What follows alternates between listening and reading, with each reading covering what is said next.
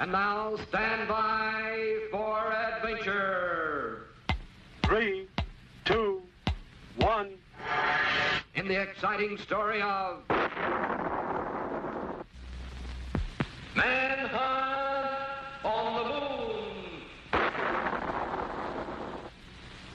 Moon. Interplanetary investigator Colonel Bleep and his space deputies, Squeak and Scratch, floated to a stop just above the surface of the moon. They were searching for some trace of the terrible Dr. Destructo among the thousands of crater marks that dotted the strange landscape. To Bleep, it appeared that these craters might have been caused by thousands of meteors crashing down at terrific speed. But many scientists believe the strange markings are the scars of a tremendous bubbling action caused when hot internal gases escaped to the outer surface back when the moon was soft and pliable.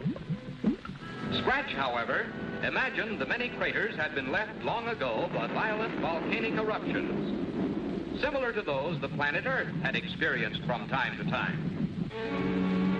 Then, something below caught their attention.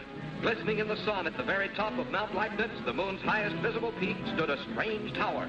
It closely resembled the man-made structure called the Eiffel Tower, which is a familiar landmark on Earth, in the city of Paris.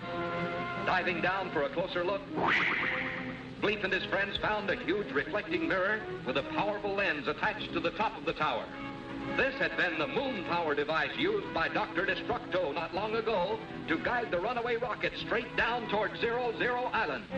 While Bleep and Squeak searched for clues, Scratch peered through the powerful lens for a telescopic view of the Earth beyond. But as he looked, he froze with horror.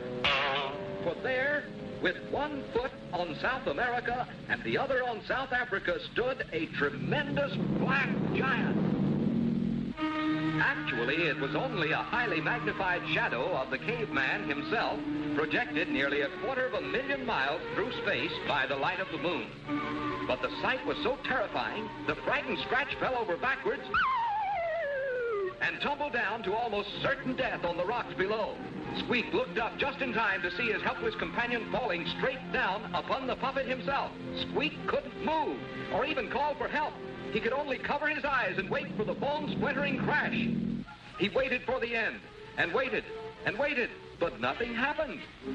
Then Squeak opened his eyes just as Scratch gently floated into his arms. For you see, the gravity pull of the moon is only 1/6 as great as Earth, so Scratch almost floated down that great distance like a feather to land unharmed in the arms of little Squeak. Suddenly, Bleep urgently signaled his companions. He had found still another clue.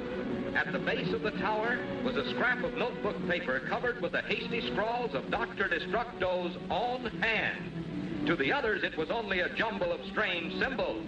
But to Bleep, this was a flight plan, Destructo's own flight plan. And it told the colonel exactly where this master culprit had gone. It would take courage to follow Destructo now. For Bleep knew this place, knew it too well, and he was sure that fantastic terrors would be waiting out there.